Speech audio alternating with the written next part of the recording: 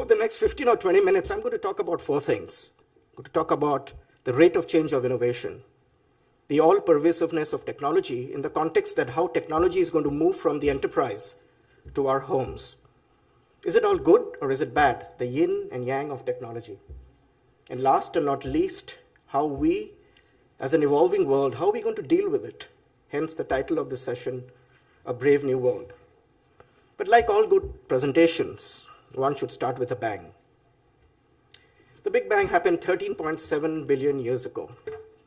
It took the Earth to be formed almost 9 billion years, and another 4.5 billion years for it to cool down.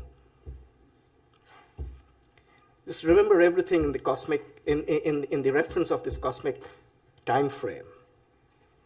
The early humans walked the planet 5,000 years ago. The wheel was 5 million years ago. The wheel was invented 5,000 years ago. And then on the last 100 years, we had the industrial revolution, the digital revolution, and the information age. And if we take a comparison that we can comprehend, this 13.7 billion years ago is equivalent to 140 football fields, the length of 140 football fields. And if we went to the end zone, and there was a blade of grass at the end of the end zone, the width of that blade of grass would represent the 100 years of innovation that has taken place.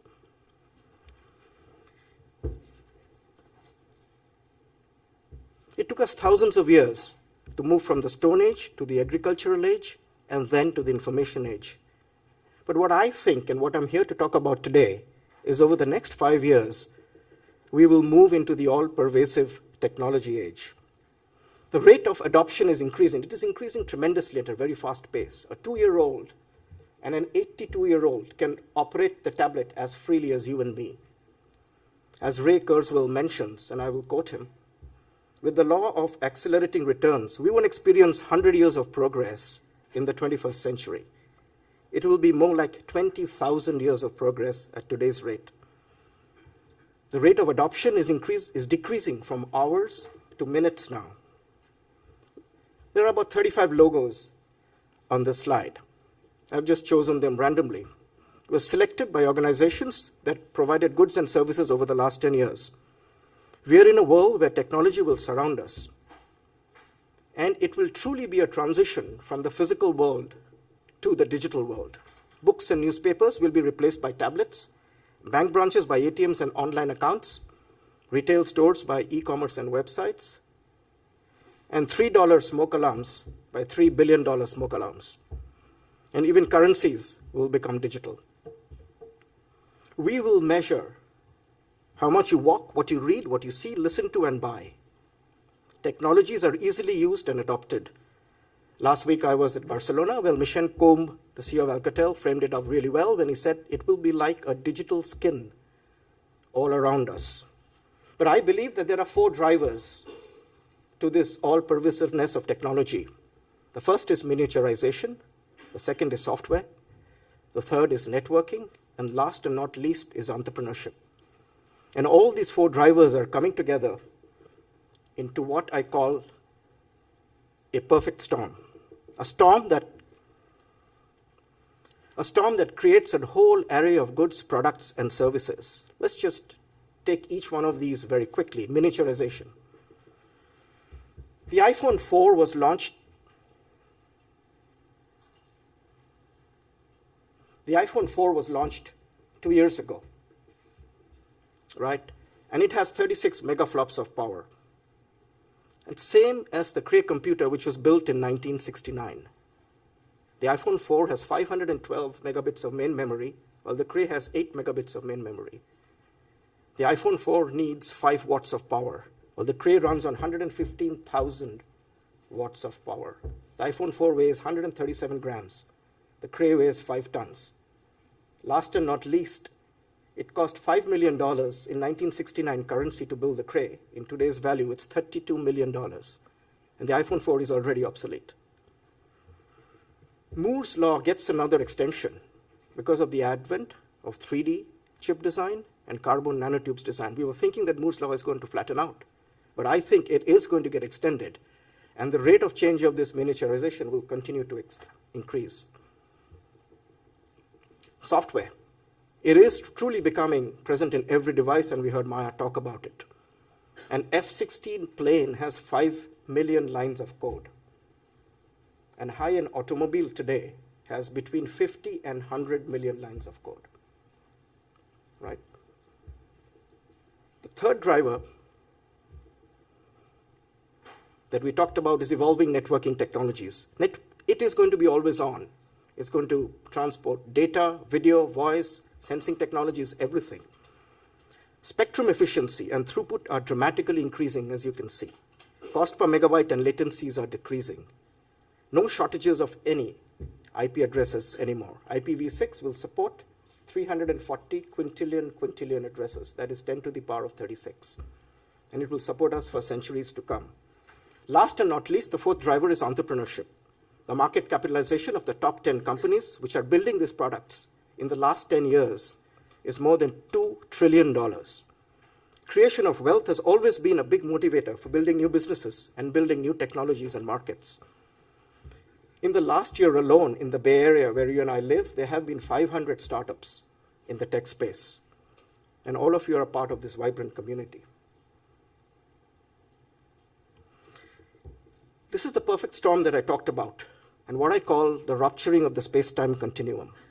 My euphemism for allowing humans or machines from one location or locations to perpetrate actions good and bad. That's an example of that. At another distant locations almost instantaneously.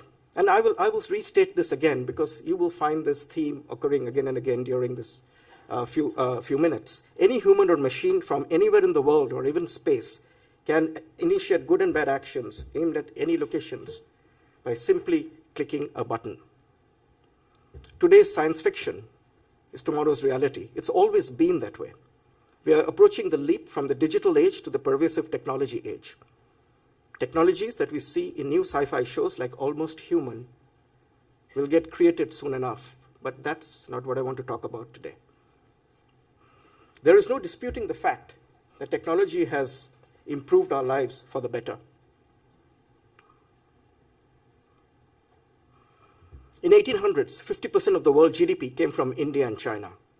It was the Industrial Revolution that shifted this GDP growth from the east to the west. And the highest growth per person in world GDP has been coupled and directly correlated with the growth of innovation in the Western world, as you can see from this chart here. Increases in productivity, wealth, are all indicators of a high standard of living, all directly related to innovation and technology growth. As we can see from this slide, information technology has further improved life expectancy. It was a mere 20 or 25 years at the start of the century, and it's gone up all the way to 70. And I didn't know until I was researching for this presentation, there are 10 million people in the United Kingdom that will live to be 100 years. And that's 20% of UK's population.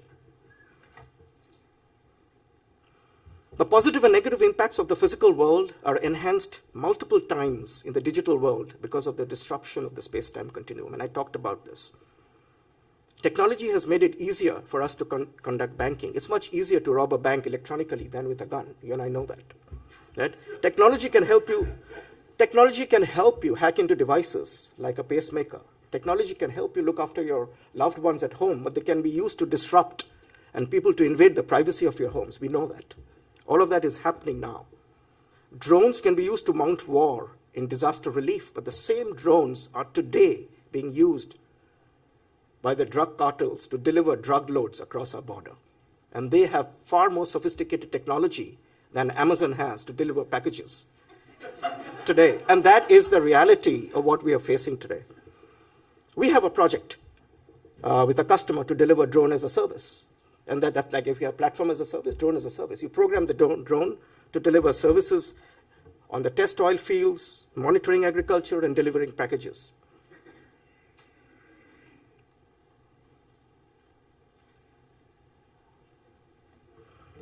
The total cost of cyber attacks, and we may know this, is anywhere between $24 billion to $120 billion each year, with the Pentagon facing 10 million attacks a day.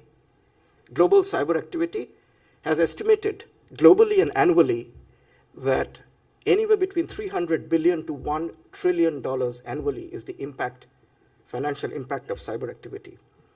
All disruptions of the space-time continuum. But most of this is known to us. But what I'm about to tell you is that this will increase manyfold. This will increase simply because devices are becoming all-pervasive. And cybersecurity and all that we talked about is going to move from the enterprise to our homes. They will shift to our cars and to the devices that we wear and carry all the time.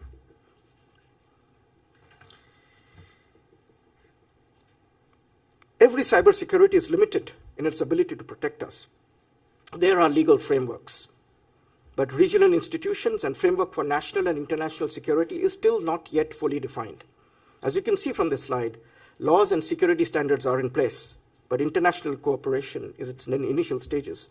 As always, it's a never-ending race. Creative minds will circumvent whatever standards that are created, and they will be broken again and again. But does this mean that technology is bad? Or should it be slowed? Or should it be reversed? Technologies are morally neutral until we apply them. It's only when we use them for good or for evil that they become good or evil.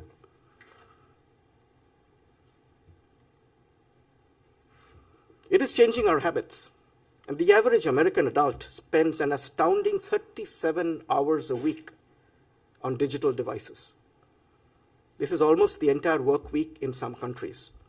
The new generation, the millennials, are the digital natives. They don't know a world without the internet. They're more open, and their definitions and ideas of privacy are totally different from ours. They share personal data much more freely than their earlier generations, which is us and our earlier generations. And many of them would never visit a library. And I must give you this example. We were at our daughter's graduation ceremony at the USC in the class of 2013, when the valedictorian was giving her speech. And her opening line, which was met with resounding applause, was, "Class of 2013, today is your last day at Levy Library." That's their biggest library. And my daughter, who was sitting alongside me, said, "Daddy, I must confess that today is my first day at Levy Library." And I asked her why, what happened, because that afternoon she was going to get felicitated as one of the a group of academic achievers at the Levy Library. So that was the reason why she was going to the library. Well,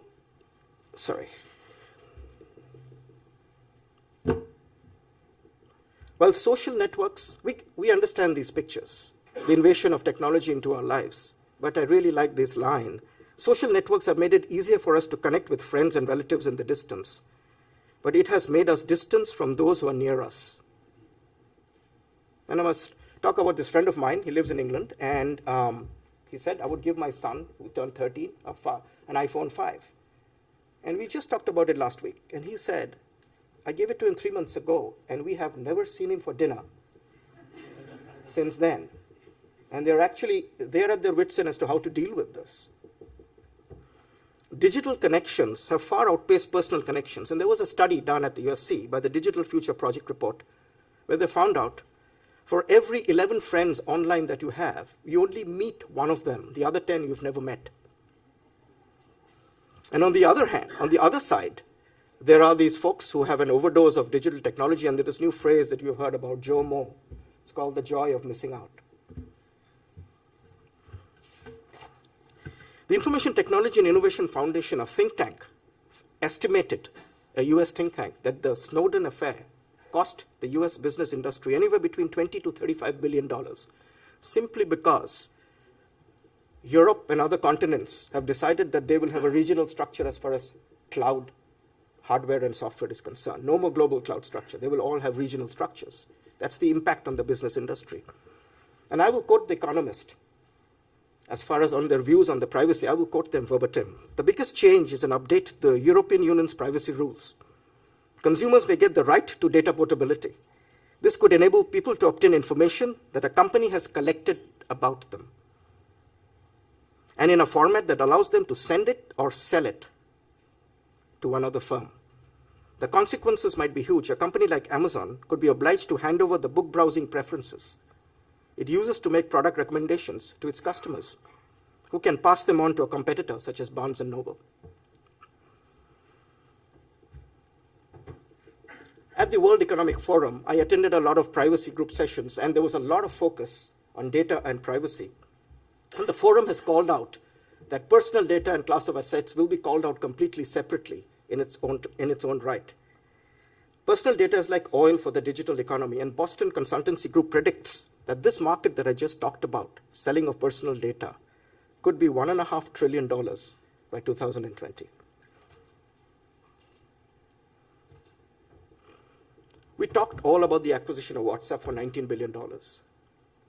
But we've almost forgotten that Google spent $3.2 billion on Nest, a manufacturer of smoke alarms and connected home devices. Why did Google pay $3.2 billion for Nest? Tony Fadell, who was at the WEF in Davos, presented the product. It's a very sophisticated product, but it's still a smoke alarm. Right? I couldn't understand what defensible technologies and patents it had for it to justify the value for $3.2 billion. Or perhaps, is it because we generate 2.5 million terabytes of data every day? And that volume is going to increase manyfold?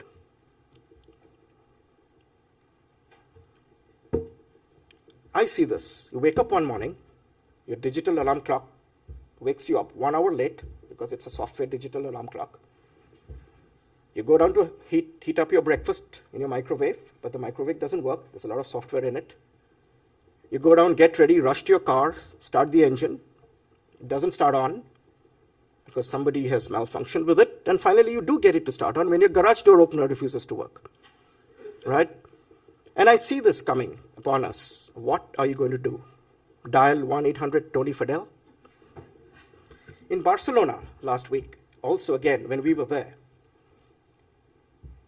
was an interview, and many of you would have seen Mark Zuckerberg being interviewed by David Kirkpatrick, and you'll know what I'm saying if I'll just take a bit out of that. And he was asked, even before Mark sat down, he was asked by David, why did you pay $19 billion for WhatsApp? And he said, why? Because it's worth $19 billion. So, but he went on to say after that the internet.org and the digital on-ramp today that he was supporting will move the internet users from currently 3.5 billion in the world today to 7 billion. The GSM predicts that over the next, till 2020, which is whatever, the next 6-7 years, we will increase the internet users by another billion. But he says that's too slow. We will try and get the entire world population over the next 10 years onto this internet ramp. And we will offer them, like we have basic services, free of charge. And what are the basic services? Facebook and Wikipedia. Just think about this in the context of what I just said, in terms of our social habits, in terms of our social behavior, the all-pervasiveness of technology, when there are 7 billion users using Facebook provided as a basic service. The crux of all of this, what I'm trying to get at is that you and I, we will eventually determine whether the valuation of these acquisitions is $3.2 billion or whether it is $19 billion. It depends on where we want to draw the line, on privacy, convenience, and usage. What is the balance between the online world and the offline world? Perhaps a question we should ask is whether the frenetic, always on, ever connected, deeply examined world is the world we wish to choose. Or perhaps there are other paths. Bhutan measures the country's success not by GDP, but by GNH, gross national happiness.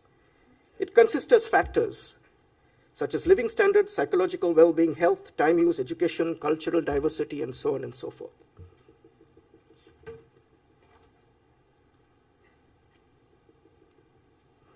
In July 2006, the New Economics Foundation, NEF, introduced a Happy Planet Index, an index of human well-being and environmental impact. They balanced well-being and the environmental impact. It was a cumulative score of both these parameters.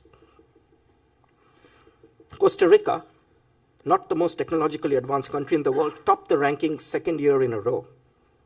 While the US fared very well, very high scores on both life expectancy and well-being, the overall ranking was 104, simply because of the ecological considerations and their overall ecological rank. I believe we must take a moment to pause in this breakneck technological progress to stop and consider the health of our planet and the people that live on it.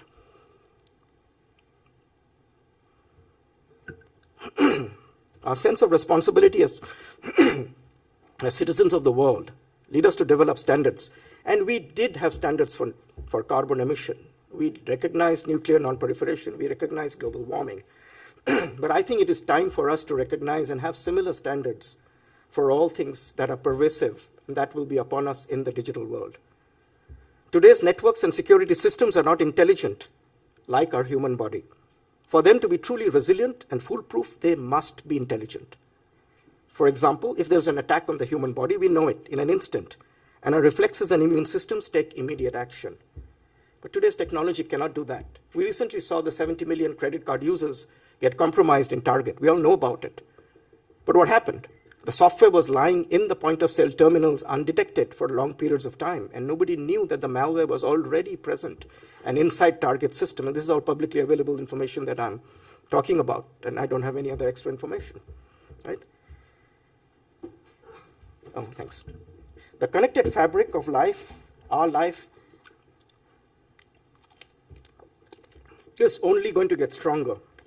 So we have to build equally strong framework for security, privacy, quality control, and governance. A social consciousness capable of continuous evolution and improvement. There must be more accountability by businesses, politicians, and those that use and build these products. For technology and technologists and all of us here and outside, we must rethink the definition of resiliency, controls, and safeguards, considering its social and ethical implications. Is it responsible for businesses to simply aim for profitability in this digital world? I think not. Perhaps we should consider the ultimate goal of adopting technology to enable a much better quality of life, enhance the well-being of a person or society, defined in terms of health, happiness, and safety, rather than only wealth creation. In line with our connected lives, we are all responsible in our collaborative consciousness to ensure that the power of technology is harnessed for the quality of life and our overall state of well-being. For those of us in this room who have conceived, built, and used the tools of this new digital world that we live in, this is our challenge today as we drive the relentless waves of change. With great power comes great responsibility. Thank you.